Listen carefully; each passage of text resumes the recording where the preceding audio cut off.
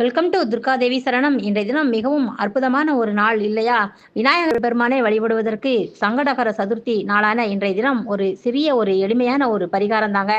இந்த உலகத்துல பிறக்கக்கூடிய ஒவ்வொருவருக்குமே ஏதாவது ஒரு ரூபத்துல கஷ்டம் என்பது இருக்கிறதுங்க. கடன் ரீதியாக கஷ்டமாக இருக்கலாம், தோஷங்களாக இருந்தாலும் சரி, பாவங்களாக இருந்தாலும் சரி, உடல் ரீதியான கஷ்டமாக இருந்தாலும் சரி, மன ரீதியான கஷ்டங்களாக இருந்தாலும் சரி, இவை எல்லாமே நீக்குவதற்கு நமக்கு இன்றைய தினம் விநாயகர் பெருமானின் அருள் என்பது நமக்கு வேண்டுமில்லை இல்லையா? விநாயக பெருமானின் அருளை பரிபூரணமாக பெறுவதற்கு அவருக்குரிய சங்கடகர சதுர்த்தி நாள் இன்றைய தினம் விரதமிருந்து வழிபாடு செய்யணுங்க. சங்கடகர சதுர்த்தி நாளன்று இன்றைய தினம் விரதம் இருக்க இயலாதவர்கள் கூட விநாயக பெருமானின் அருளை பெற்று தங்கள் வாழ்வில் இருக்கக்கூடிய கஷ்டங்கள் எல்லாத்தையுமே நீக்குவதற்கு சில பரிகாரங்கள் இருக்கின்றன.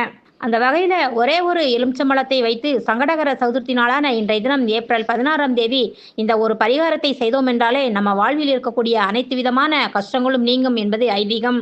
இந்த பரிகாரத்தை அதிகாலையிலே செய்துவிடலாம், ரொம்பவும் நல்லதுங்க. குளிப்பதற்கு முன்பாக செய்ய வேண்டும் என்பது ரொம்ப நல்லது.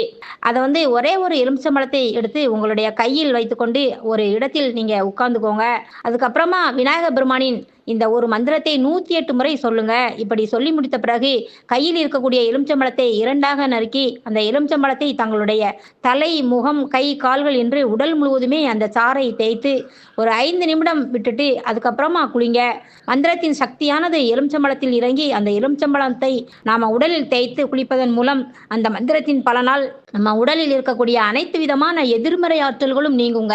இந்த தினம் எலுமிச்சம்பழத்தை சாறை நம்ம உடலில் தேய்க்கும் போது நம்ம சொல்லக்கூடிய மந்திரம் என்னன்னு பார்த்தோம்னா, ஓம் ஸ்ரீ ருணகர கணபதியே நமோ நம என்ற மந்திரத்தை 108 முறை தாராளமாக சொல்லலாங்க. சங்கடகர சதுர்த்தி நாளன்று இன்றைய தினம் நம்முடைய கஷ்டத்தை நீக்குவதற்கு விநாயக பெருமானே முழு மனதோடு நினைத்து இந்த ஒரு பரிகாரத்தை செய்தாலே போதும்.